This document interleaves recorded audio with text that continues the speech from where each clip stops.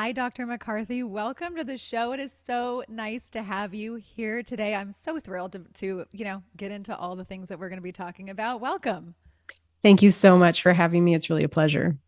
I am honored. And we've been talking on and off, offline, I should say. And I feel as though, the topics that we're going to be discussing today about mental health and, in terms of like a functional medicine perspective, I still feel like as much awareness is out there or is kind of like trickling out into the masses, I should say, I feel like a lot of this stuff still really flies under the radar when we're talking about like root cause with mental health. And so I just can't wait to, hear all of the things that you are going to enlighten us with, because I just think that there is so much that people really aren't aware of when they're, going through, tough seasons, tough times, and so forth. So before we get into everything, why don't you give us a little bit of a background on you, kind of how you got into functional psychiatry and why did you not stay in the conventional space? I think that's probably my first question, but yeah, why don't you take it from here? Sure. Yeah. Well, I'm really a very conventionally trained physician um, originally. And I went into medical school really excited to learn about how the body works, where things go wrong, how we can help people who are suffering. And the first few years were really great that way. I was just learning all this physiology, um, pathophysiology, really enjoyed it. And then as time went on in my training, it became more and more about recognizing patterns, which is very important, but patterns of symptoms, labeling those with whatever disease or syndrome label fit, and then really matching that to a pill. And it became very sort of reduced to that so often. A part of actually, I think what drew me to psychiatry was there was still room for sort of the art of therapy, and it wasn't quite as sort of algorithmic, maybe. Mm. And as I practiced medicine more as a resident and beyond, I really started to be very frustrated by the limitations of the tool set I had. I mean, there's obviously a role for medication. It can be life changing, but so many people, don't tolerate medications well, or they don't treat the symptoms fully. They have bad side effects, or they're also facing this issue of like, do I have to take this medication for the rest of my life? It's not very satisfying when lots of patients are wondering why is this happening? And what can I do about the why?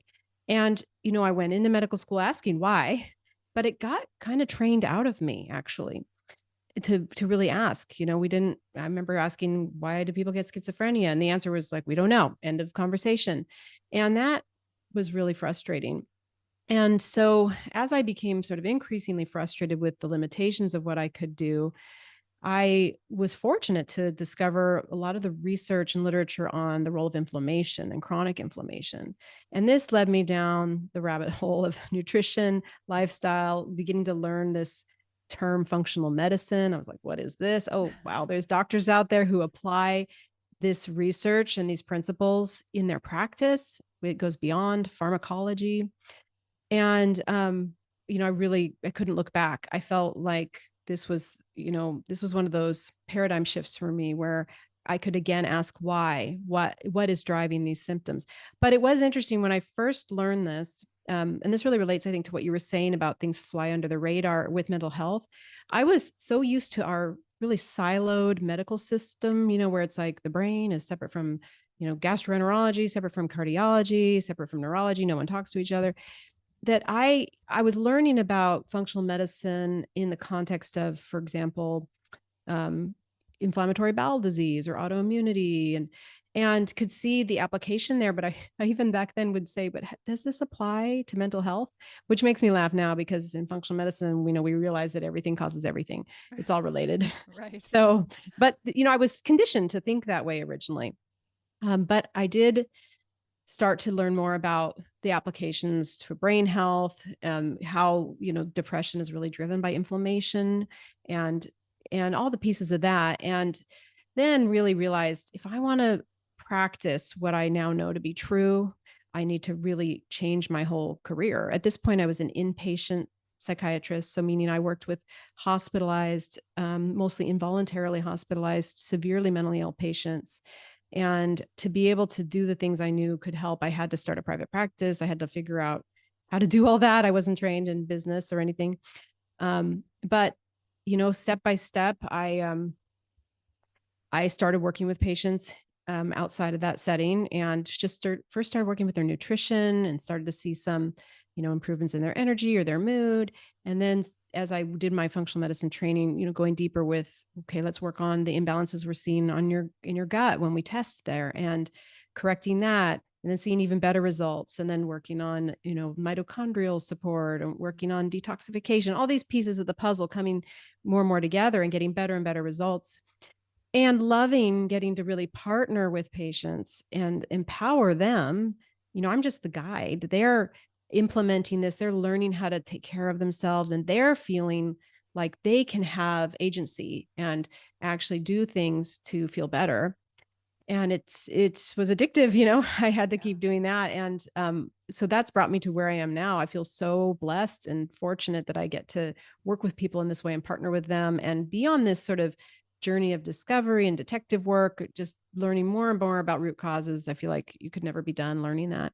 Never. So yeah, it was a real transition from the conventional model. And I mean, I still have that toolbox, but it's such a much bigger toolbox now. I know the medications have a place, but it's not even the beginning of the story. So Yeah. Wow. that's Wow. how I got here. No, that was wonderful. And I love, I just want to backtrack a little bit.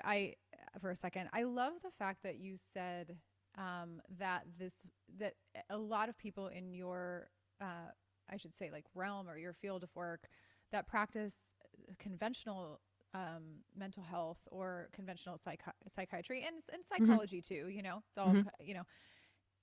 they're still very much in that isolation mindset. You used another word, but it's like things are not they're not Connected. cohesively where they're not, yeah, they're not connected.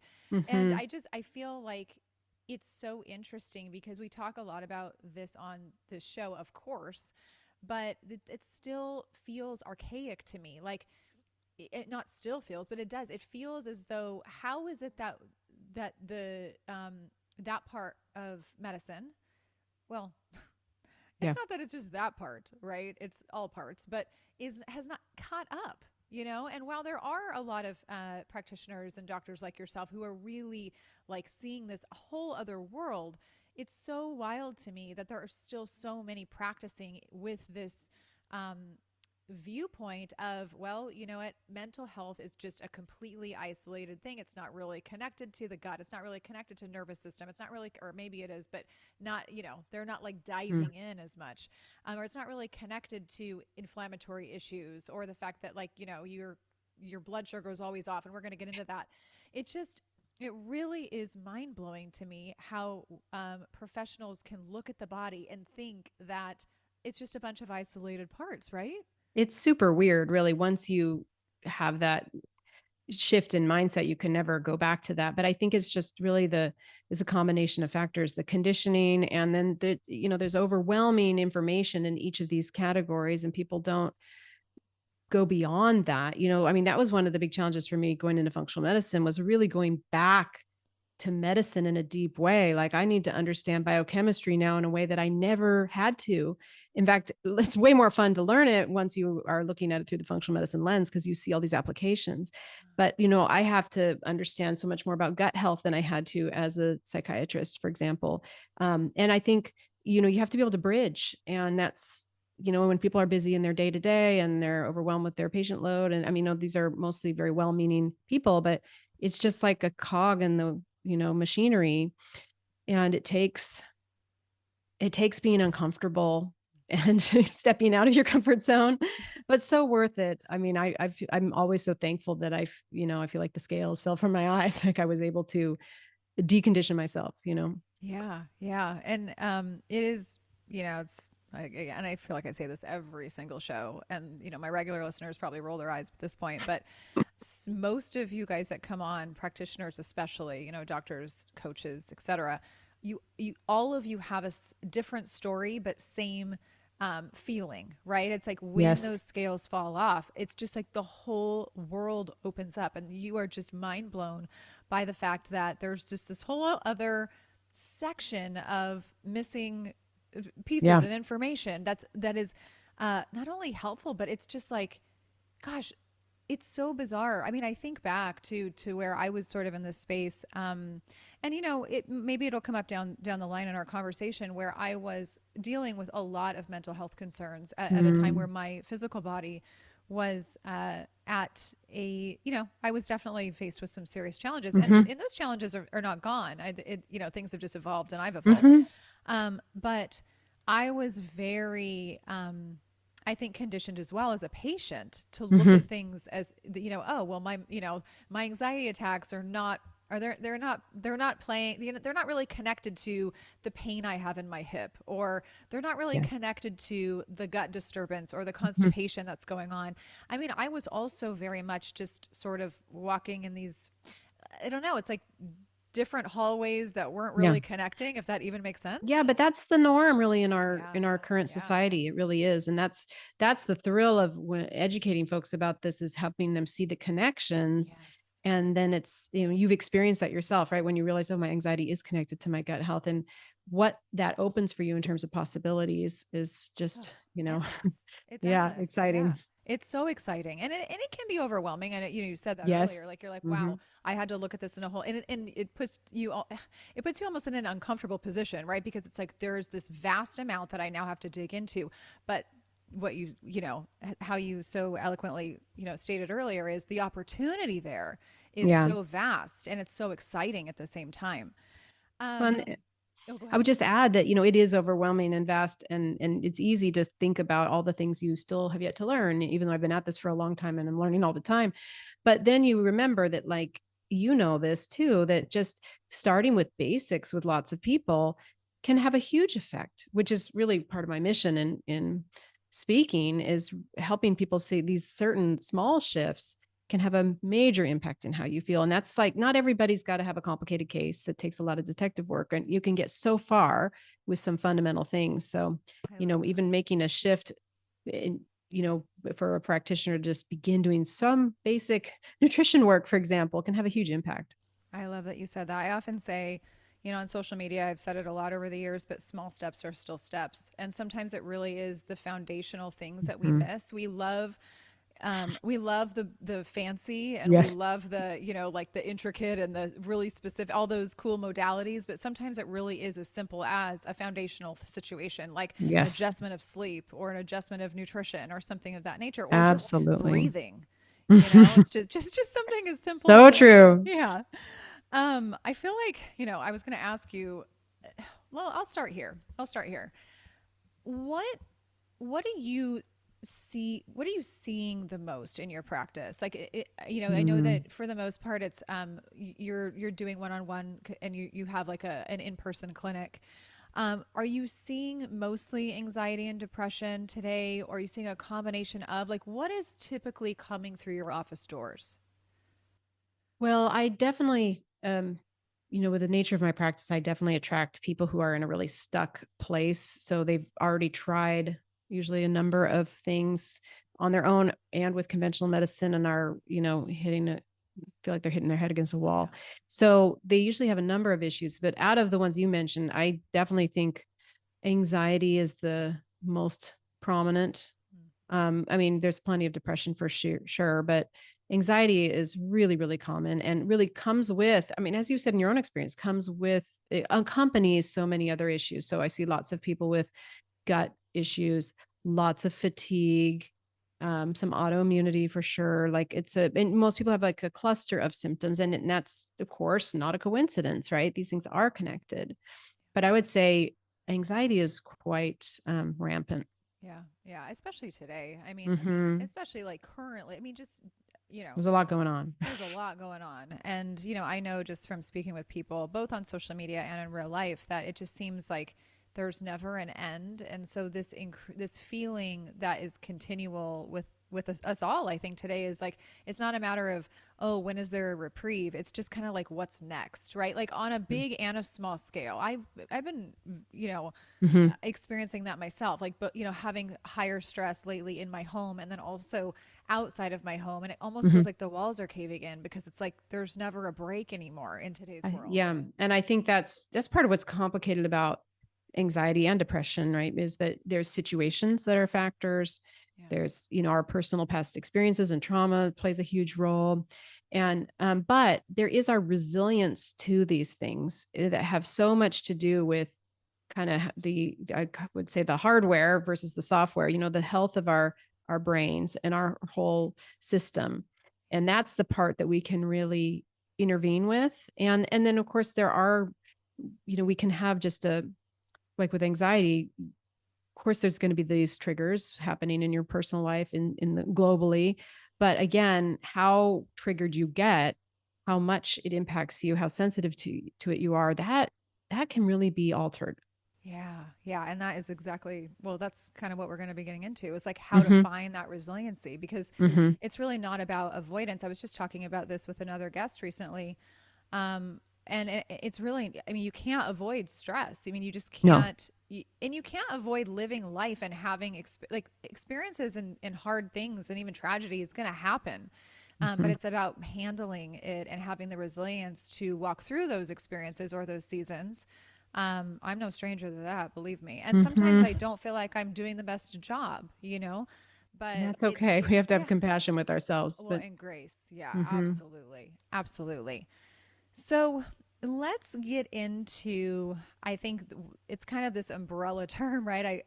I'll call it just systemic inflammation because that's Yeah. kind of what we're going to be talking about and how it relates to mental health and anxiety, depression, and so forth. And I think what I want to do is start with how does inflammation, in a nutshell, you can go into it as deep as you'd like, but how does inflammation affect the brain? I would love if you could tackle that just a hair before we get into, you know, and we can go into gut brain connection and so forth. But I sort of just want to start there, just maybe set a little bit of a foundation. Well, first, I just would say, like, to give an example that so there's these inflammatory messengers called cytokines. They're chemicals in the body that are sending the message of increasing inflammation or decreasing, depending on which kinds. And I want to give the example of when you get like a virus when you're sick. Often people will experience with this, and I definitely get this when I'm sick, is that you can actually feel kind of depressed when you're sick, not just because you don't feel good in your body, but you can feel down, kind of hopeless about it. I get kind of irrational when I get sick in this way. I'll feel like I'm never going to feel better, even though obviously every time I've gotten better, Yeah. but it's like this weird doomsday kind of feeling. Mm-hmm. Well, this is a thing called cytokine sickness. And this is there's thoughts that evolutionarily maybe this is to have you kind of isolate so you're not spreading it to other people. We don't really know, but that is a great example, I think, of how these inflammatory messengers in the body, when they're higher, you will feel different. And these have a lot of impacts. Inflammation is going to be affecting the function of neurons. It's going to affect nutrient status in terms of what we might deplete more quickly and run out of, in the sense of certain biochemical pathways are going to kind of be put to the side because we don't have as much zinc, for example. And, this is going to affect our neurotransmitter balance and our metabolism of neurotransmitters and reuptake and all of these things. So, it's a broad effect that it has. But it does have an effect. There's this concept of the blood-brain barrier, and, that was always sort of a reason in my training that they talked about, the brain is like sacred in this blood brain barrier. Nothing's going to touch it. Well, it doesn't really turn out that way. I mean, people with leaky gut have a leaky blood brain barrier, and that's most people. And it's not so protected, and it's not separate. And this inflammation in the body means inflammation in the brain. And so it's affecting, And there's so many routes. Well, another one is blood sugar. We're talking about anxiety, and that's such a huge trigger for anxiety. Well, when there's inflammation, you become more insulin resistant, which means it's harder to balance your blood sugar. The blood sugar can swing up and then it can swing down. When it plummets down there, you will release adrenaline to sort of rescue your blood sugar, and that triggers anxiety. That's also a reason people wake up at night all the time and don't know it. It's a really common thing I find when I help people use a glucose monitor, for example, continuous one, and they've discovered that's why they're waking up at 3 a.m. So, inflammation, there's a lot of pathways that it's impacting, but the brain is absolutely impacted by that. Yeah. Wow. That was an amazing answer. That was a, I think to me, it's just fascinating because there is first of all, there's just so much that we don't know, right? And Yes. why So would true. we? Why would we know? I mean, like The body's amazing. right, exactly. I mean, even those of us, not those of us, those of you, I should say, that are highly trained in this arena, like me, just sitting here listening to you break down that, uh, just that very simple explanation. I'm sitting here just in awe about how everything is just so interconnected, and it's so beautifully interconnected and so Mhm. adaptive too. I mean, and how things, I Yes. mean, we're also, when we experience these symptoms, and I talk about this a lot, but when we experience these symptoms, or say you're waking up at 3 a.m. because your blood sugar is off the rails a little bit, it's not that your body's quote unquote breaking, it's your body's No. adapting to the Mhm. situation or the environment that it's in. And Mhm. that's fascinating, to be honest. And it's just Always. asking for a little bit of balance. That's all it's doing. It's just a Mhm. messenger. And so just sitting here, I was kind of like enthralled by your answer because I'm going, oh my gosh, this really never gets old. It is so amazing. Well, I think, that just to touch on a few things that brings up for me. One is that, I think that, yes, we are definitely only ever scratching the surface. And I think that being humble about that is really important, because the more I learn, the more I know I don't know. I mean, I'm not the first person to say that, Right. but it's really, really true. And that we can have the body's really always trying to heal. Yeah. And so, my view is that we want to remove the blocks to the healing, and we want to give the body what it's asking for, that it needs, but that we can know or claim to know exactly how it's all happening. We have lots of lovely theories. There are certain things we know, but it's best if we remember that we mostly don't know. I mean, a great example is like medications. I mean, all the time they think they know exactly how medication works. And then later we find out that wasn't actually how it worked. It That's did so work, true. but it didn't do it the way we thought. And I think having that viewpoint of the just recognizing that there's so much we don't know is what really keeps us humble and in a good place to accept the miracles and be open to learning more. Oh, so well said. And it's so, you're just, that you just nailed it. It's really just, it's being in a position, or allowing yourself to be in a position where you're open. You're open Yeah, to new ideas. And that's the problem largely, I think, with, it is. unfortunately, within the medical society in general, is that there's this closed door with a lot of people. And you said something earlier. You said it's not that people are they have ill intent. That's not it. It's just that there's Mhm. such a conditioning and a programming that often occurs that it's harder to open that door once they start practicing, because the stuff has been so ingrained. But Yes. man, when there's a shift, there's such a shift, and that door, when it does open, the possibilities, like we were talking about earlier, are just endless. And Yeah, it's such a beautiful exactly. thing. Such a I beautiful mean, thing. I love all the places it's led me that I never could have predicted. Yeah. And it is the openness is the only thing that's allowed that to happen. Well said. Can you talk a little bit more about, we touched on it, but the gut brain connection, but specifically the Hmm. microbiome? I'd Hmm. like to get into that, and how the microbiome specifically relates to our brain, and, disorders, I should say, concerns such as anxiety and depression. Yeah. So this is another area where I feel like we've just scratched the surface, Yeah. but the microbiome, right? I think your listeners probably all know what that is, but that's all the bacteria, fungi, viruses, you know, even parasites living in and on us. And the bulk of that, and like 99% of that, is in our intestine, in our large intestine mainly. And that's where it's supposed to be. And these bacteria, for the most part, are doing all kinds of jobs for us. This is extremely symbiotic. Like we co evolved with them. We have to have them. And they are either doing things we want or they're working against us if we have an unhealthy microbiome. So they are breaking down toxins and helping us excrete them. They'll even sequester medications. It's very interesting. They make all kinds of compounds that interact with our nervous system, with our immune system. For example, bacteria will produce GABA, which is that calming neurotransmitter.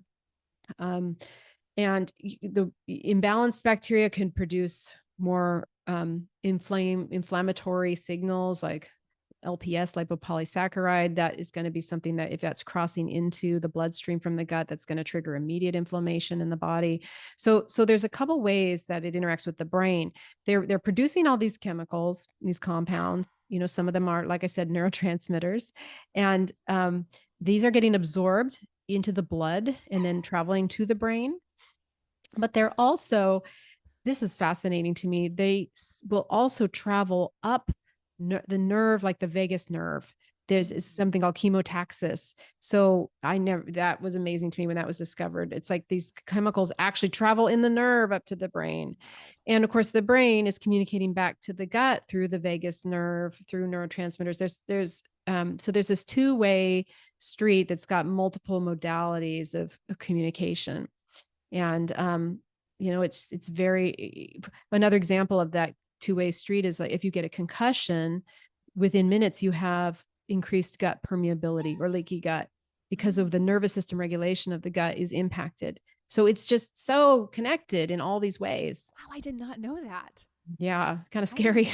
That is kind of scary. Yeah. That it's so funny that you happen to use that. I was like half joking about it earlier. I'll just throw this in, but I hit my head Oh really hard the no. other day. Actually, I Ouch. smacked it against my husband's head, which was even Oh funnier. no. Yeah, in the middle of the night because we were helping The our dog. dog, Yeah. and I literally like half joked and I said, "Oh my gosh, I think I gave myself a concussion." And I thought, I wonder how this is how my brain works. I'm like, I wonder how that is going to affect like. I knew I didn't have a Yeah, concussion, but I right. thought to myself, wow, I wonder how that's going to affect me waking up in the morning if, Mm-hmm. if my head is like kind of like there's obviously some stuff Impacted. Yeah. impacted. Yeah. And how I wonder if I'm going to be like feeling more tired or I wonder if, Yeah, because you recognize it's connected. yeah, You know, exactly. what's one thing that I bet you've got going for you is a good omega-3 status, because if you have a high omega-3s, your risk of concussion goes down quite a bit. So it's very Interesting. protective. It's not just a treatment we can use for concussion, but it's actually a preventive step. Well, that makes a You lot of can comfort sense. yourself with that. Yeah, yeah, that makes a lot of sense too. Because I mean, if you think about it, like with the protective nature of omega-3, and it's so Mm-hmm. anti-inflammatory, Yes. I mean, there's so many aspects. Structural too. Yeah, Yeah, exactly. Both. so many, so many. It's funny. I just ordered some new omega-3s for not just me, but for for the dogs as well. Yes. And so it's amazing, and there's just so much to think about. That's we can go on and on. So also, I don't know if you want to touch on anything else prior to moving on regarding the microbiome, but I really do also want to get into just the little sector of how nutrient deficiency can play such a Yes. role in mental health. Yes. That's That like is the other piece of that gut connection, yes, right? yeah, because Yeah. it's kind of just like it's all Yeah, part of that's a it. great point. So, yeah, that is the other huge way that the gut impacts the brain is how well you're able to assimilate nutrients that you need, for that hardware I was talking about, for that healthy brain. And, digestion is critical. That was one of the really eye-opening things for me as I got into functional medicine, was realizing how important digestion was, this thing that we just all take for granted and think it's just working all the time no matter what we do, and that's totally not true. Definitely not true. Yeah. I mean, I see lots of patients who come to me, that have already learned a lot about how to eat well, but then, we see all this undigested fat on their stool test. We see that there's really low sort of amino acid assimilation. Like they're not, digestion is really broken for them. They may not produce enough stomach acid, enough digestive enzymes. They've got maybe bacterial overgrowth in the small intestine that's sort of competing for their nutrients. And therefore, they aren't getting this great diet they're eating. It's not getting in their system. They're not getting those fats absorbed to balance their blood sugar and to help their neurons. And so, and their hormones. I mean, the list goes on and on. So, yeah, that's a huge piece of it. So, gut health is so important for actually getting those nutrients on board. And then obviously you actually have to be eating them, right? I mean, that's the other piece is what is actually in the diet. Yeah, yeah. It's funny because a lot of us, including myself for a really long time, I was always thinking, well, as long as I eat, as long as I get it in, Mhm. as long as I get the nutrients in, I'm good. But the reality is that it's not really about just what you're getting in, it's what you're absorbing. And so if you have this malabsorption factor or this issue, because and that has so much to do with the nervous system too, I think. Like when the Yes. nervous system is off track, it's affecting the gut. It's affecting all the nerves surrounding, the gut and so forth. And this is, I mean, you know it much better than I do. And so we're not absorbing things. And there's No, we have. multiple reasons. Like I'm sure like Mhm. I said, you could speak to it more than me of why we don't absorb the nutrients that we absorb. Yeah. Um, Well, when that condition you're talking about where you're eating so well and not absorbing it, and if you're taking lots and lots of supplements, then you have what we call expensive poop. You know, you yes. don't want that. You Yes, want to that's get so it in. true. That's so Yeah. true. That is so true. Um, can you give us some examples of deficiencies that you commonly see? I'm going to Mhm. throw a couple out, or I Mhm. should say one that comes off the top of my head right now, but I'm sure you're going to give us much more. But the one that just real quick comes to me is magnesium, because I Mm. know that it has Mhm. such an impact on our mental and emotional health. But I'm sure that there is a lot more that we don't think about. Yeah. Well, magnesium is a great one to start with, right? Because the soil is depleted. It's not in the same, level in our food. So it's one where supplementation usually really does make a big difference. But magnesium is involved in, the phrase is like over 300 biochemical reactions in the body. And if you think about all these minerals and vitamins, they play these roles of being what we call a cofactor in these reactions. So they make the reaction possible to happen, and so you need them there to make your neurotransmitters, to detoxify, to do all the everyday housework of cellular function. And so magnesium is one that for some folks is a real quick game changer. For others, it's a necessary step, but it's not maybe enough to feel different. But it's one that often lowers anxiety, often reduces headaches, tension, headaches especially, and can be part of migraine treatment as well with some other nutrients. And then also can improve sleep quality quite a bit. And of course, if you pick the right magnesium, it can help your bowel function a lot too. If you pick the wrong one, it might help it more than you want it I was just going to say to. So that's a clear indicator that you might be either taking too much or possibly the yeah, wrong often it's form. the wrong type. Yeah, it's the Yeah. wrong. Yeah, Yeah. yeah. But yeah, so magnesium's really a great starting place. Some other really common ones I would say are zinc is a huge one. Commonly, I find that I'll just speak about that for a minute.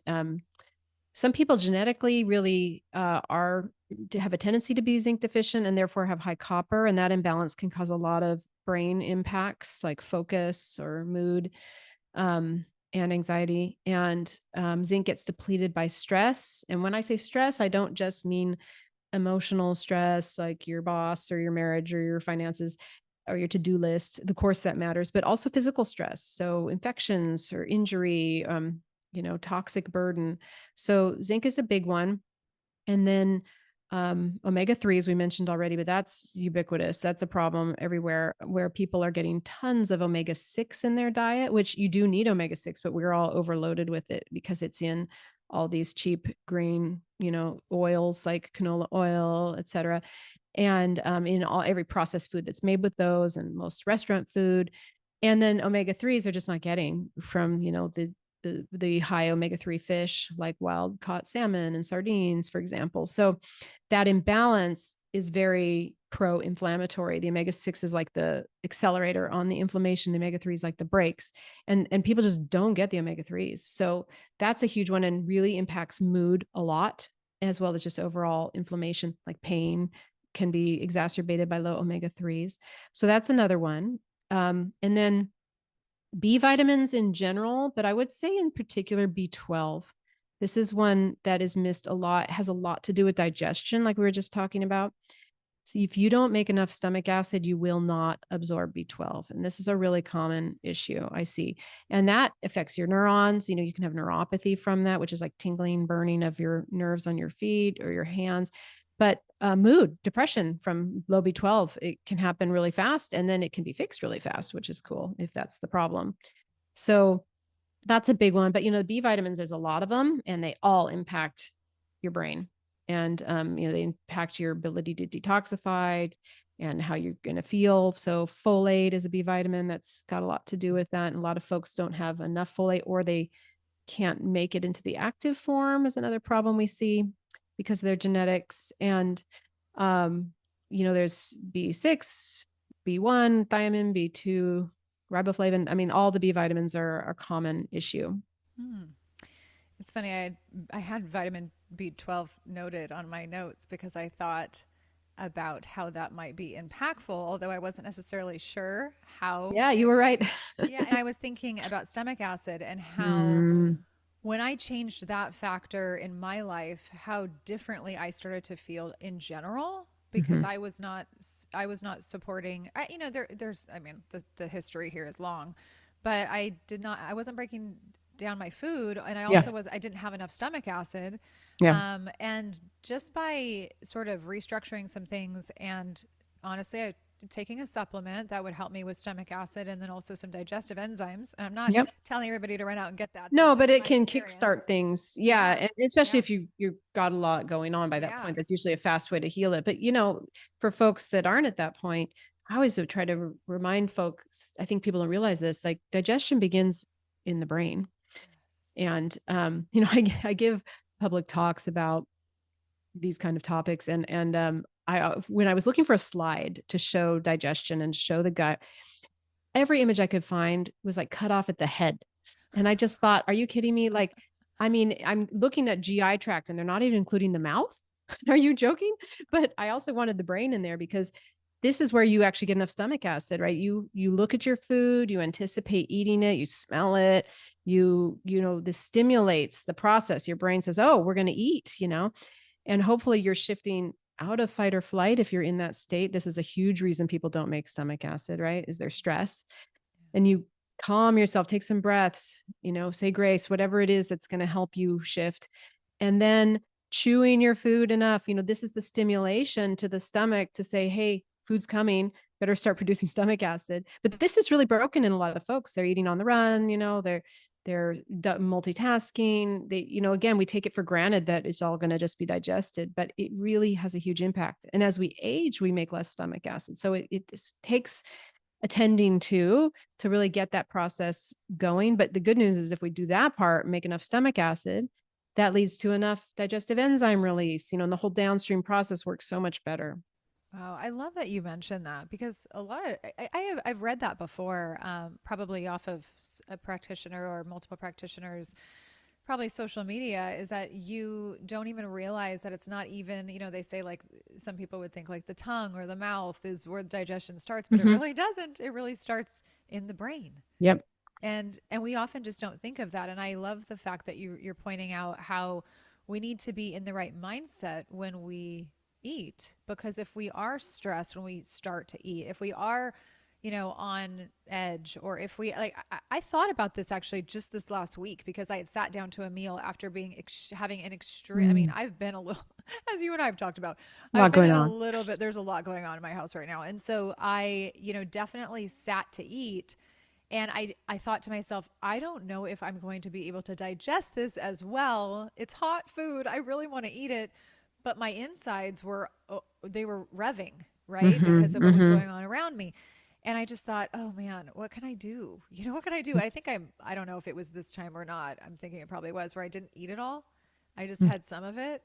Mm-hmm. But I thought, how impactful is it really? It really is. It means more than I think we even can Mhm. comprehend. And so when, to your point, when people are eating on the go, they're eating in the car, they're eating standing at the counter, as they're scrolling through their social media app.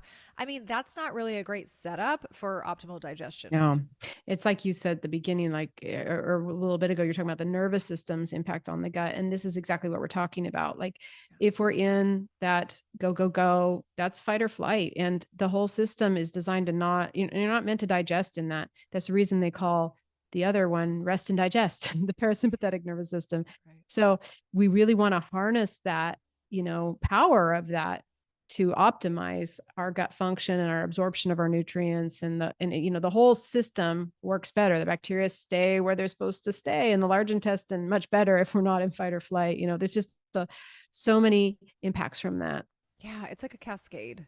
It's really Yes, like, it yes. reminds me of like a domino, just a set of Hmm. dominoes. And it's like when one starts, then the rest of it just starts to click down. And Hmm.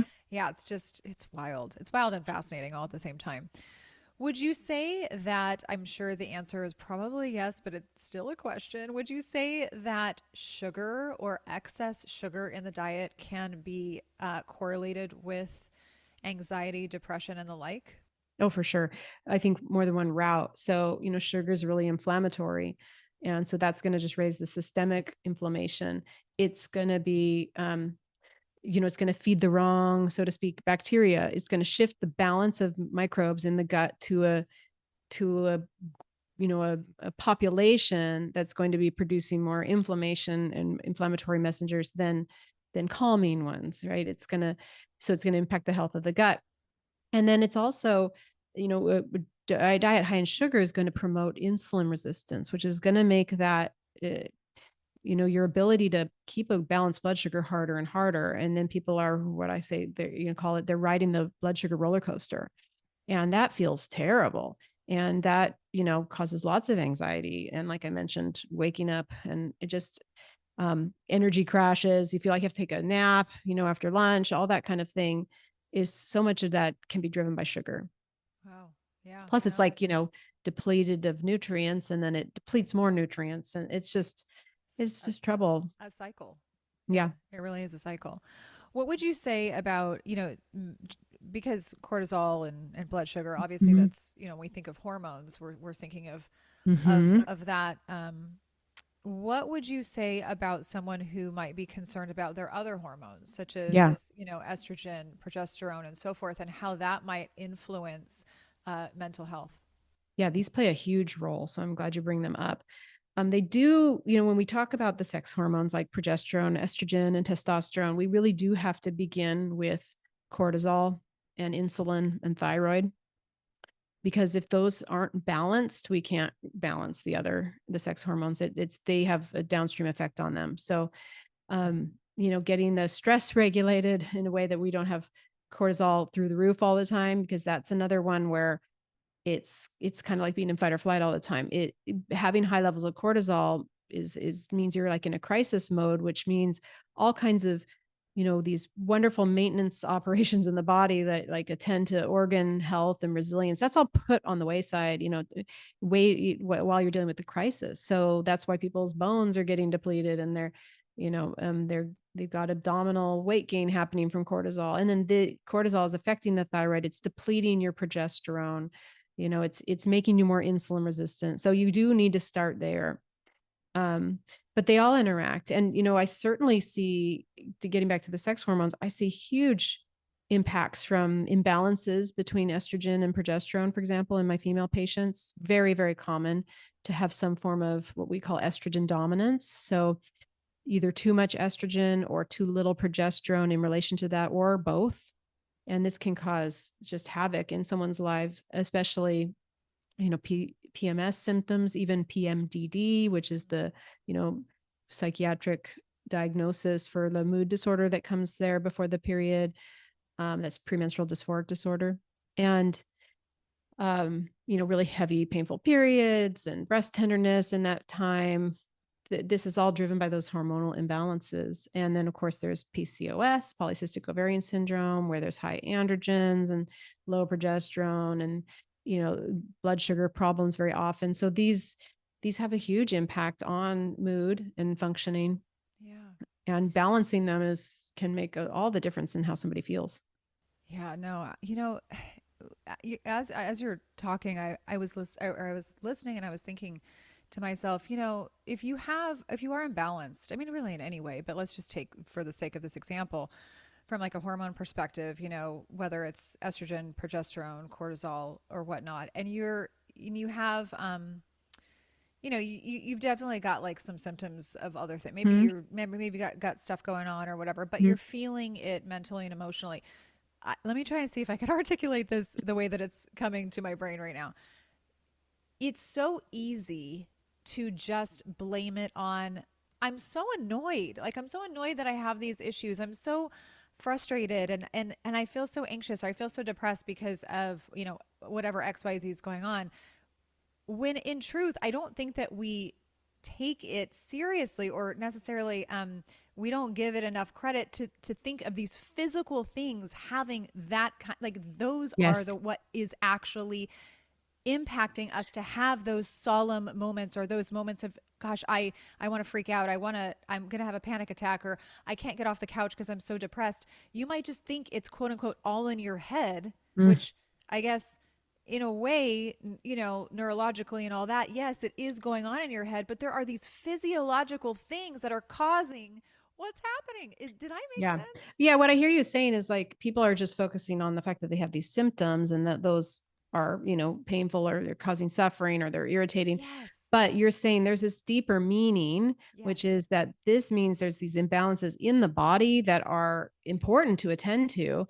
The symptoms is your body telling you something's wrong, right? But this is a big deal. Like, why is this happening? This means a lot of things aren't working. I mean, why are you having these imbalances? That's actually always the question I'm asking. Why Yeah. do we have the high estrogen? Like what's going on in the gut that's impacting your estrogen metabolism, for example? Right. What about your nutrients and your liver? All of that. And that's, where I think your passion for this comes through, which is, yeah, we don't need to just settle for these symptoms and then try to mask them with something when it's your body is telling you there's a problem.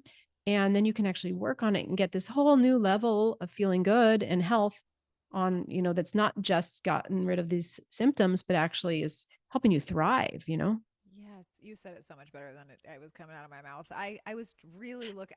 I think it was just like coming, and I had it all in my head, All and I right. was trying to articulate it, but that's exactly it. It's like we can kind of get stuck in, oh, well, I just feel crummy because I have these symptoms, or I just feel crummy because I've got this stuff going on outside, and I don't have a lot of control over my external circumstances. But really, there could be both going on, Yes. and there could be such a shift if you address some of the physical stuff. And I think some people might be listening and maybe they're thinking, well, what comes first, the chicken or the egg? I mean, at the end of the day, is it really that important? Maybe we should just address both, right? Like we can address things from all angles, because sometimes we don't know what comes first. Sometimes we Um, actually do not know. Or maybe you have more to say about that. no, I think that's actually a really powerful point because I think that you have to address things from multiple angles to really have success. And I think that it can be a give and take. Like you might need to, give yourself a break with some situational thing to get the breathing room to then work on the physical thing. And then you improve some aspect of the physical health. And now you have more resilience to then go and do more about the social situation or the job issue, or, you can't, you have to kind of iterate and go back and forth and keep looking at things from multiple angles to really resolve most issues, I think. So Yeah. it's that issue where it's like, again, I use this term, the hardware of the brain. Like if that's not working well, it's going to be hard to um, feel better. But you have to, you can do things with your mind, like limbic retraining. This is where therapy is going to be really helpful, right? You can change your thoughts. It's going to influence your physiology, but then as your physiology improves, it's going to be easier to have happier thoughts. It goes, I don't know if that's making sense, but it's all interconnected. It makes total sense. It's like a dance. It's really Yes. like a Yes. dance. It's a delicate, balanced dance that I think it's different for everyone, Yes.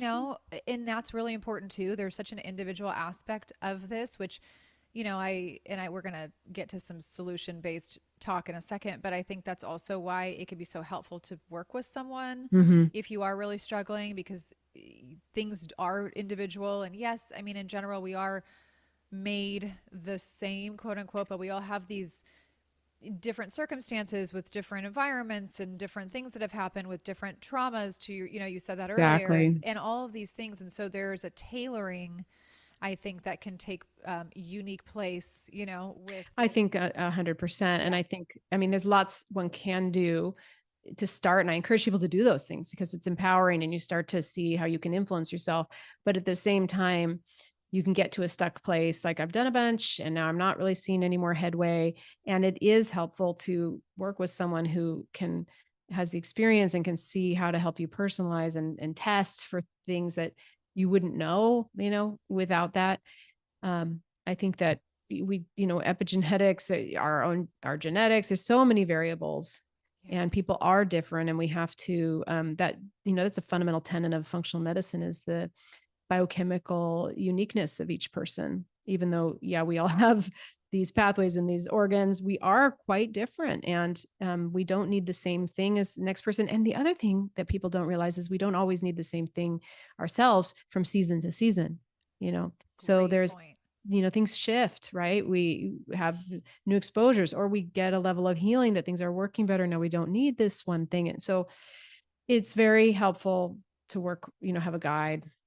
Great point. That is such a great point. Yeah, it's probably, I'm sure, been mentioned on this show before, but we evolve, and and it's not necessarily like, I mean, better or worse, whatever. I mean, life goes and we go with it, and there are going to be different things that we need at different times. That's totally It's right. it's not and it's not a bad thing. It's just that, like, it'd be like almost taking the same exact course of supplements from 20 to 50. Like, I guarantee you that Yeah, that it is doesn't make not, it sense. doesn't make sense. It's not a good And plan. not the same one as, you're reading about someone else doing online. I think that's one of the problems is that Yes. with our sort of social media, like quick fix sort of, that's what's like really attractive and, I guess clickbaity kind of, right? Is like Yeah. things that this thing works for everyone. And that's very appealing. And then, but people can feel, I think it can backfire and people feel really bad because that thing didn't work for them. And it's like, that's okay. Actually, none of these things that anyone's talking about work for everybody ever. Absolutely. Absolutely. So, so, so true. Before we move forward to some, I should say basic solutions, and I do want to touch on medication as Yes. well. But I wanted to ask about toxicity. We've been touching on toxicity off and on, and you've mentioned a few Mm-hmm. things, but specifically, there's different types of Mm-hmm. toxicities that, and really, I mean, that's kind of like the topic of wellness and health these days, is like, how do we avoid toxicity, which in truth, I mean, it's kind of impossible, especially in the world we're living in. But I want you to touch on how toxins in particular, and you can go into different kinds if you'd like, Mm-hmm. can impact the body and therefore the brain, and how that can translate to Yeah, instability with our mental and emotional health. that's great. I mean, it is a big topic. You're right. But there are some real clear areas I think, to touch on. Um, let's start with Roundup. That is, glyphosate, the chemical in Roundup that the is used on crops that are not organic. This is a real problem because of how it impacts our microbiome.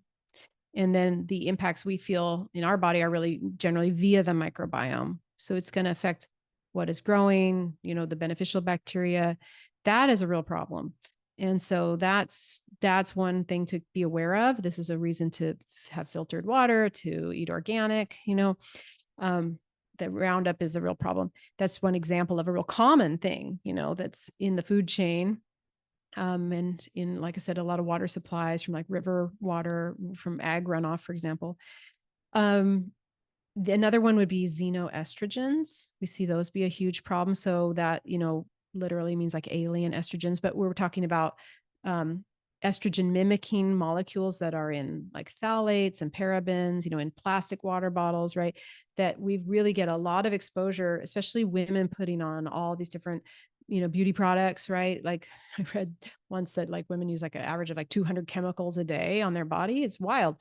And so um, this is a real source. This can contribute to that estrogen dominance that some women are having. A lot of women are having. It can also be a real problem for men getting too much estrogen. and young boys too. So that's a real common one that you can actually, there's so many toxin exposures we cannot control. It's true.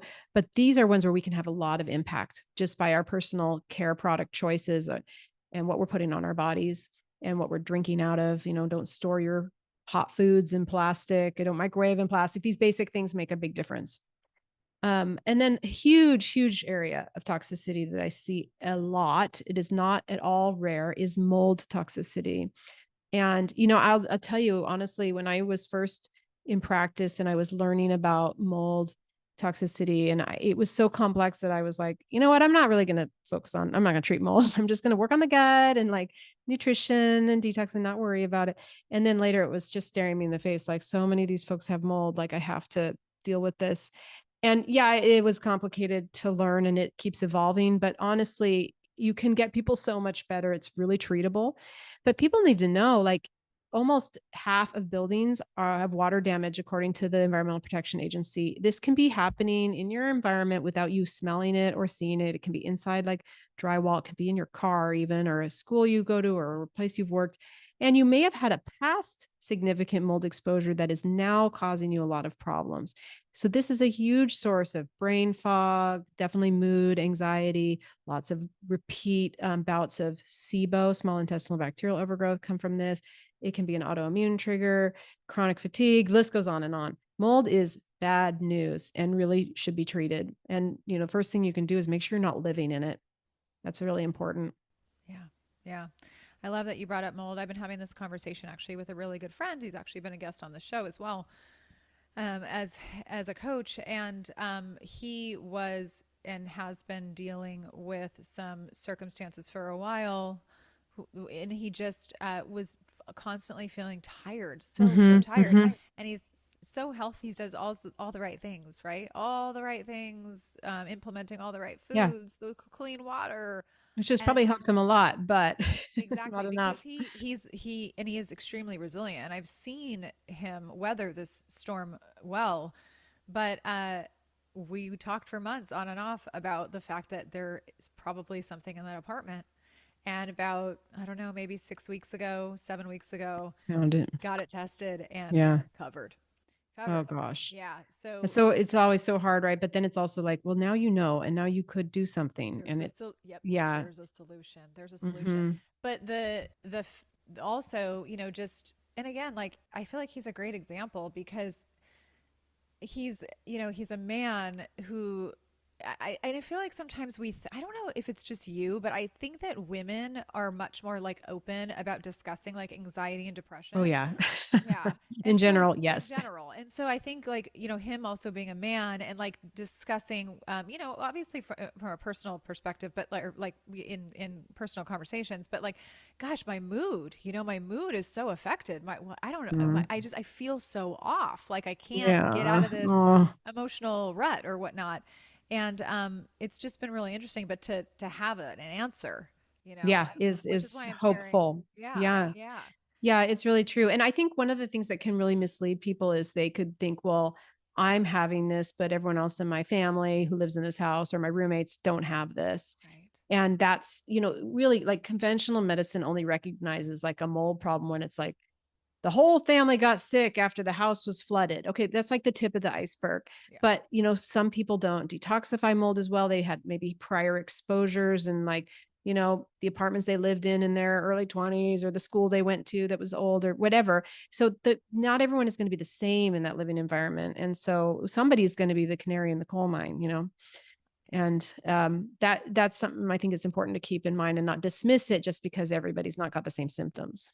That's such a fantastic point. I've thought about that a lot in terms of like methylation. And, I'm Mm-hmm. somebody who doesn't detox as well as, say, Mm-hmm. my husband. Mm-hmm. And so what might not affect him affects me. Yes. And so when there's an environmental issue or there's something that's in the air, I mean, like for the most part, I tend to feel it or Mm-hmm. express symptoms. And it's just, and it's not like he doesn't discount me, right? Because he just knows Right. But like it's he's just more different. resilient. Yeah, Yeah. he's just more resilient in that way. Well, And he's I, lucky really he lives with you yeah, because then you protect him a lot. You have it's the, true. you notice it and he gets the benefit, you know? It's so true. That is so true. And believe me, he uses all the modalities. He's almost worse It's than me good. at He this gets it. point. Yeah. I feel like, I definitely got him into this whole area of Yeah. wellness. And now he's the one who's like, did you structure your Sauna. water Or yeah. today? Did you do, you haven't done the sauna for 2 months. Like, do you think maybe you should get in it now? And I'm like, I I have love some, it. yeah, yeah. It's kind of funny how things have, how Yeah. things have gone. But is there any other elements of toxin or toxicity toxins that you want to mention before us moving on? I mean, I guess metals. I mean, it really, it's a long list, Yeah, but such a long I think list. heavy metals are a big one too that, people know about lead paint, for example, but, cadmium, in arsenic, where I'm in California, like there's a lot of issues. If you eat too much rice, there's arsenic in the water there. And a lot of people doing gluten-free are eating tons of rice. So they might be getting a lot of arsenic. It just, there's routes that we're getting exposed. And also mercury, mercury from, dental amalgams is a big one. These are off gassing. It's not good for us. So metals are another piece of the puzzle where we want to minimize our exposure, but then this is always the part about detox.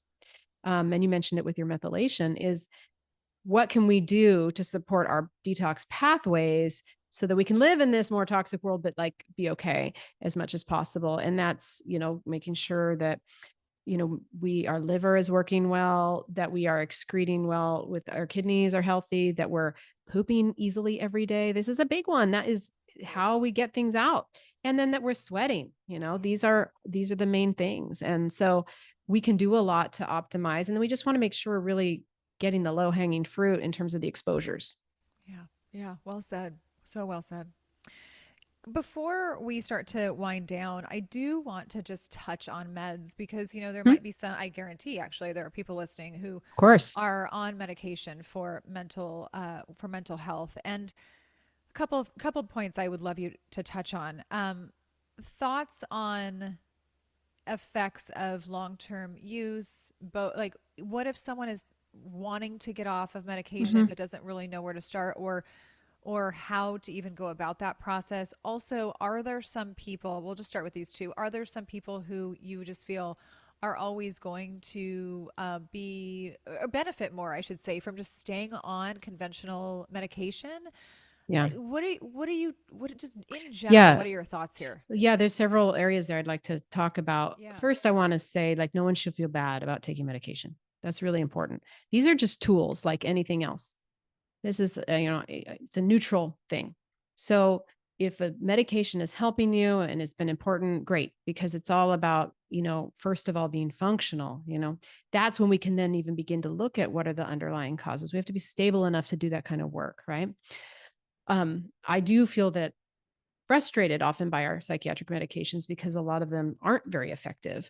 Not necessarily much more than placebo. And some of the more, serious medications for bipolar or psychosis, like schizophrenia, they carry a ton of side effects. So that's a hard thing about them.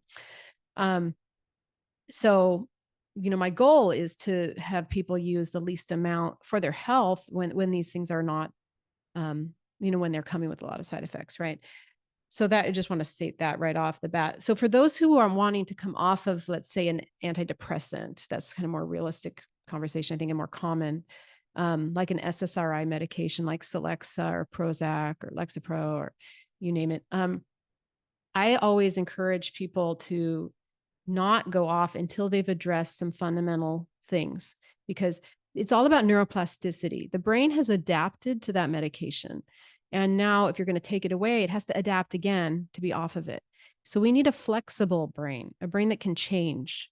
And that's all about having the healthiest hardware again, having healthy neurons. So, first, getting them what they need. This is those fundamentals of B vitamins, magnesium, um, zinc, omega 3s.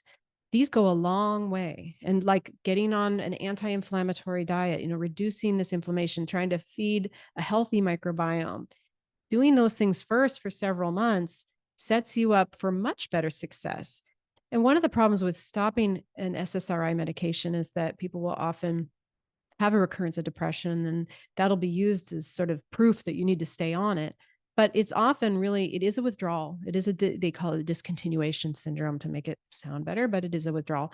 And so again, setting yourself up for success with a brain that can adapt, and then going really slowly. The longer you've been on the medication, I think the slower you should go, and working with a doctor who can help you. Sometimes you need a compounded medication to get like those tinier doses or in intermediate sort of increments. But giving yourself time, giving your brain time to adapt, that is how you can have a successful taper. I think that's really important. Now, to your other question, are there some people who need medications forever? I never tell anybody that, because I don't know the future. And I don't know if they are ever going to get to some of the roots driving their, bipolar, their schizophrenia, in these more severe cases, or their recurrent depression. Obviously, some people will be on medication forever, and that might be a great choice for them. But I would never tell someone you have to, because I don't know what we're going to find out in the future. What other, and how much work have they done? What is not discovered yet that's a factor in their mental health? We keep learning more, right? Like we've learned now, there's a lot of folks with bipolar disorder who do really well on a ketogenic diet because their brain has insulin resistance and they can have stability on ketones. That data is finally coming out now in the last couple of years, right? And so that wasn't known before, so I don't ever tell people they're going to be on something forever, because how could I know that? But they might be, and that could be okay for them too. But again, I don't say it because I don't believe it. Yeah, no. Well, I think it points to different, you can think about it in a different way. Like quality of life, I think, is something like that's so you have to, Critical. Yeah. it's critical.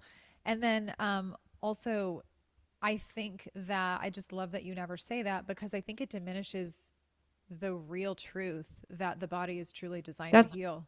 Yeah. And we don't know what's going to come up in their life or Yeah. change, or what Yeah. we're going to learn, or Yeah. anything.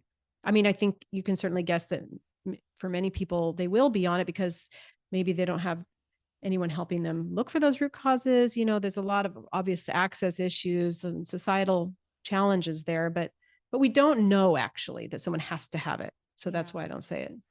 That's I think probably the biggest issue, which leads me to my next question, which is resources. I think Mm, it pains me, which is why literally I'm sitting in the seat having this conversation with you, because every little bit can help when people gain access and gain awareness about how things aren't necessarily what they thought, and maybe there are these other perspectives and there are these other avenues that you can mhm. try. It really is a game changer. And I guess to parallel with that, or to segue into my next question, how do you feel about misdiagnosis? Like, what I feel as though there's probably so much going on with people being misdiagnosed because they're not tackling these deeper issues. The would you call it a misdiagnosis? Mm, I, mm. I feel like it's a tricky question to answer, but so I many mean, people I think are dealing with yeah, a label, when in reality they're dealing with a nutrient deficiency, or they're dealing with a combo of nutrient deficiency and unresolved, trauma, or totally. Yeah. you know what I mean? I have a lot of feelings about this. So let me see here. What can I say about it? Yeah. Well, first of all, I would say that unfortunately I see a lot of inaccurate diagnosis just from a conventional point of view, which gets me. Like, Yeah. take a careful history. Is it actually schizoaffective disorder? Is it actually bipolar? I've caught a lot of that. So that's actual misdiagnosis where, they're actually not doing that correctly. But this idea that you're diagnosed with major depressive disorder, but you have Hashimoto's thyroiditis, for example, like hypothyroidism. I don't I don't really consider it a misdiagnosis, because I feel like, what is the diagnosis of depression? It means you have like 5 out of 9 of these symptoms. I mean, it does say, and it's not due to a medical cause, other condition. So I guess in that sense, it is a misdiagnosis. But to me, it's a description of symptoms. And I never stop there because I'm always wanting to know why. So I think it's a misdiagnosis if it leads people to stop thinking and stop asking what's going on and just think, oh, I have this because it runs in my family, it's genetic, I'm just like doomed to this, done. But if you go, well, why am I having it? And you're still exploring and you're looking at your thyroid health and these kinds of things, then I don't think it's a problem. So that's kind of how I look at it. I do find I think it is, I will say I've had a few patients in my experience that are hard to work with when they are so fixated on the diagnosis, where they really identify with it. And they're, with autoimmunities, this can come up because, it can take years to diagnose an autoimmune disease because you didn't get this or that antibody right to fit in this exact box. And I'm always trying to help people say, like, that's really not worth even focusing on very much, because the main point of that is for them to match the right medication to that they know tends to work with those people. I'm more like, why is this autoimmunity happening? That's where we're working on that deeper level. And does it matter if you get this box checked or that box checked that it's this label? We know it's autoimmunity. Like, that's enough for me to do our work. So when people are overly identified with it, it's a block to getting better, actually. And some people, will this is unusual in my patient group, but they're there, these people where they don't want to give up that label because it's serving some other emotional need. I mean, I'm not trying to blame them. They're suffering in a way that keeps them attached to that. And then that blocks, making progress. So less focus on labels, I always think, is a good idea. Yeah, no, this is fantastic that I think you approached this, I think, multi-pronged question this way because, and I've written about this actually on social media because I've also, in the past, I saw myself trying so desperately, and I'll try to, just from a patient perspective, I'll try to give my own experience. I was so desperate for answers that I think once you get a quote unquote answer, which is just the label that you put on yourself, like, okay, I have this, Yeah. And right? that's validating, right? That Yeah, is it's important. validating. Yeah. But then as you go on, and I see this a lot in the social media space, the identification factor, you might be like someone, okay, let me just set the stage here. Someone could be like, I have an account and it's all about living with, whatever, Hashimoto's, or Mm-hmm. it's about living with irritable bowel syndrome. Mm-hmm. That is great if you're there to help and assist not only yourself, but you're helping other Mm-hmm. people in this space, in this world where other people are having these same concerns or symptoms. But in this subconscious area, it's feeding Yeah. more of the same Yeah. I am a person with with this this. diagnosis, Yes, and that's yes. like who I am. Who I am. And it becomes, and it's not intentional. You're not like Right. Right. intentionally going, I want this because it keeps me safe. But there's like this, this was a real area of discovery for me over the years, which I was holding on to these, these labels, even if I Mm-hmm. wasn't really saying them a lot out loud. Mm-hmm. Internally, I was like, I have this, I have this. the Mm-hmm.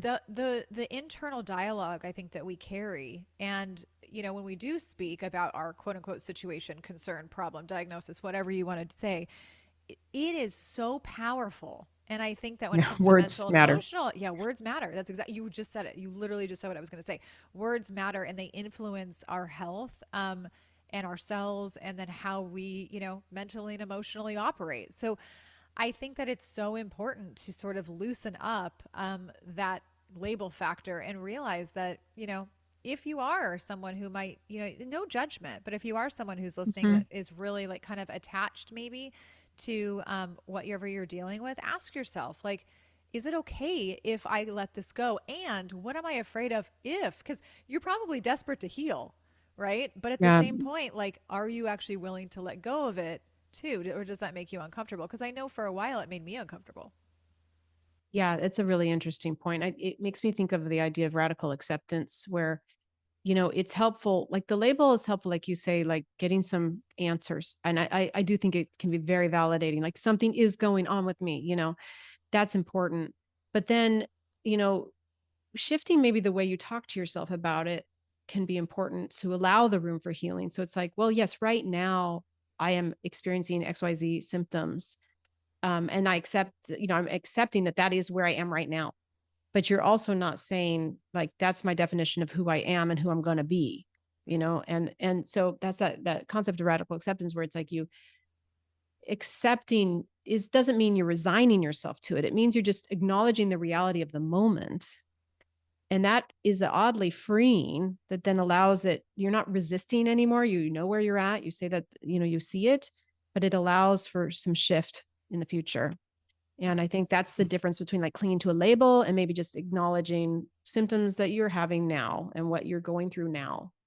beautifully said. Beautifully. Yeah. When I think about my own journey, I think about when I sort of have come to, okay, this is reality right now, and this Yeah. is where I'm at right now, but this doesn't have to be my reality forever, and there's this door of opportunity for change to take place at any time. Yeah. And by talking to myself differently, there is so much hope there. There's so Feels much different, hope. doesn't it? Yeah, it Yeah. feels so different. And it can be the smallest thing that you change about your situation that leads to actually the greatest change, which is self talk. Yeah. Isn't that so true? It's really very powerful. And we run these sort of automatic tapes without even being aware of them. It can take a while to unearth them and realize what are you saying to yourself, and then to try to practice, a new wording, and to lay a new neural pathway. That takes practice, but it is extremely powerful. It can really shift your health. Yeah, yeah. Oh, I love that. I love that you touched on that because I just think it's a really critical piece. So, where can someone start if they are like, they're at the point of the show where they're just like, Yeah. okay, this is amazing, but like I kind of feel overwhelmed and I don't Yes. really know what point A looks like. I mean, I Yeah. think, people are always like, okay, give me the solutions. So, what would you say to someone who is just like, all right, I really need to tackle this in my life, but I am overwhelmed. I've been down X, Y, and Z road already, and I don't want to be Hmm. blocked anymore. Yeah. Well, there's a lot of ways to do that, but I would say, well, first of all, you mentioned this at the beginning about small steps, and I feel very strongly about baby steps, because it's so easy to overwhelm ourselves, and then we just get stuck and don't do anything. But if we're taking little tiny actions, something little that can become a habit and become easy, then we can add that next little action, and these really add up over time and have a huge impact. So that's the attitude to go forward with. I think that sets you up for success.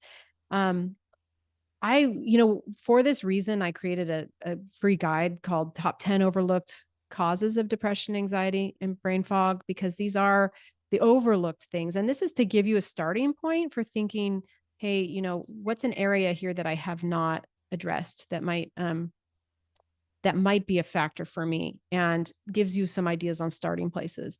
And I have a course for this very reason too, actually. When you're not ready for a practitioner, you're not at that point of that level of investment or time, and maybe you haven't explored some of these underlying causes at all yet. Maybe you've been doing therapy and gotten some benefit from that, but still feel stuck. You've got medication that's not working all the way, or you want to avoid medication. This is a great place to begin, where we talk about the basics, about the nutritional support, the anti-inflammatory diet, the blood sugar aspect, that kind of thing. And that's where I think, um, we can really, you can see some of these basic starting places, and you pick one thing first and you implement, and see where that gets you. And then when that's feeling easy, maybe now you've improved your blood sugar a little bit, or your sleep, then you can take on that next step. And that, again, baby steps is like the fundamental attitude, and then start small. I love that. I love that you developed an educational program that people can use that are remote, because you primarily are an in-person clinic, right? So can you Yeah, and the type of work I do with patients in my practice is very intensive, right? It's a lot of detective work. Like I said, people are very stuck. They've already done a lot of things. Now they're coming up against the wall, and they need that detective work. They need that partnership. But like I said at the beginning, so many people, if they would do some really basic things, could feel a lot better. And that's what I want to get the message out about. And I want people to have access to, what are these simple things that, I mean, not that any one of them is necessarily so easy, but they're not complex. And they are little habits that you build and you practice that can really shift things. Yeah, yeah. And You, yeah. you guys, I hope that you're hearing, because I can understand the overwhelmingness that takes place, because I've been in that seat so many times, and sometimes I still find myself there. But what Dr. McCarthy is saying right now is so important. And if there's nothing else that you digest during this episode, I hope that it is, don't underestimate the power of these small fundamental things and Yes. these small steps, because the tendency to want to throw your hands up in the air and call it quits because you feel like you have to attack every single aspect of your life No. is, I get that, right? But that's not it, and that's not the answer. And you have somebody who's got a ton of expertise who is sitting here saying to you, small steps can still be really, really big. And so if there's not one takeaway, but this one, please Yeah. make it Baby be that steps. one. Yeah, make it I be that one. agree. And Yeah. don't give up on doing that. Just be working, one thing at a time. And if you fall off the wagon of that, that's okay. Just bring yourself back, just be kind and gentle to yourself, and it can over time add up hugely. Yeah, yeah. I just know, even for me, I mean, I've been in the wellness world for over 20 years. And I think sometimes we're the worst. Like, we're the ones who actually put the, because we know, we actually have like knowledge too. And we want to implement all the things all the time. And we've got all the gadgets and the That's modalities. true. And you know what I mean? Sometimes we're the worst. I've seen Well, myself in that. I think that I'm actually really glad you bring this up, because I think that the flip side of empowering people about there's stuff you can do is people can turn that against themselves and then beat themselves up. Like, I ought to be able to get myself better. I ought to be able to, and it's like, no, no, no, no, that's not the point of this. Again, self-compassion. It's to, give you more options, more things to try. Um, none of us are perfect, and none of us can be doing all the things all the time. We are humans, Yeah. and I really hope people don't take it that way, because I think we can definitely do that and isolate ourselves that way, especially as practitioners. Like, I should never have anything happen to me that's unhealthy, because you know, I'm doing all the things. But what we live in the real world full of all these toxins and stressors, and life is always in session. Life And is always so, in session. yeah, a mentor of mine always said that. And I love that line.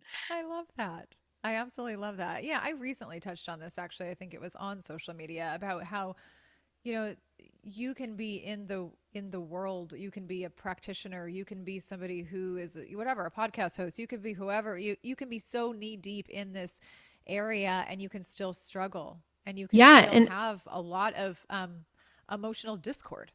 yes, and a lot of, you can have tons of health issues. I mean, I think of some of the great people in this space who have been really open about, like, they often came to it because of something they've overcome, but then something new happens, and that's reality, Yep. Yep. and we can learn a lot by that, and then not trying to like act like you have it all together, when I think the message really needs to be, we are all humans on this journey doing the best we can, and hey, let's help each other along the way.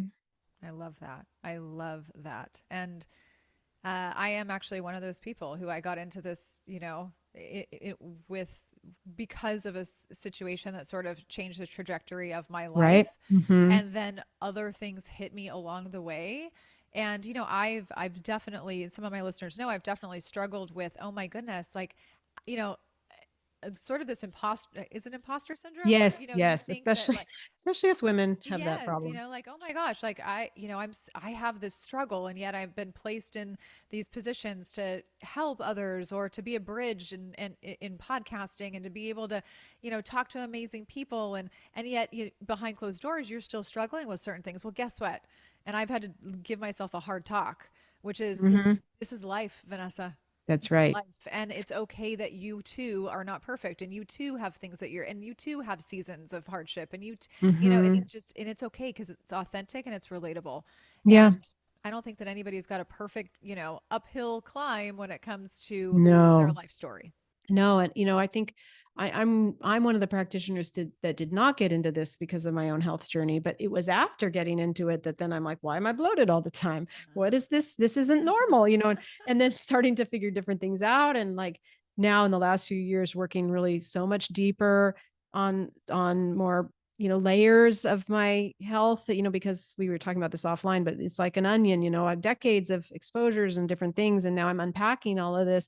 And, a friend of mine just said to me the other day, these things, symptoms, different things, they show up when you're ready to work on them. That's right. And so I just think it's important that we have that self-compassion and awareness that we're just all on the journey, and Yeah. it's a blessing to be able to get to recognize what's happening and to work on it and to share what I've learned with others and to learn from them and be in, community. Yeah. Yeah. No, it's honestly, it's a beautiful place to end. It really is. It's a beautiful place to end. Where can people find you for more resources, more information? If they do live in your area as well, you're in Mhm. Northern California, I want you to touch on that. And then also more about your education course and so forth. Okay, yeah, great. So for Northern California residents who are interested in seeing me in practice for functional medicine, my website is drtracymccarthy.com, real simple. That's Tracy with a Y. And that's for my practice. And I'm on Instagram at Dr. Tracy McCarthy and on Facebook as well, same. And then I think anyone's interested in kind of hearing more, I really recommend you download the free guide. It's drtracymccarthy.com/top 10. That's TOP and then the number 10. That's easy to get. And that's a great way to sort of get connected and start to learn. And the online course is the Natural Mood Solution. It's at naturalmoodsolution.com. Yeah, I encourage people to check it out because I think it could help a lot of folks Yeah. feel better without having to, to go deeper with a practitioner, or it can be the first step where you get a lot of progress and then maybe you're ready to work with somebody. Yeah.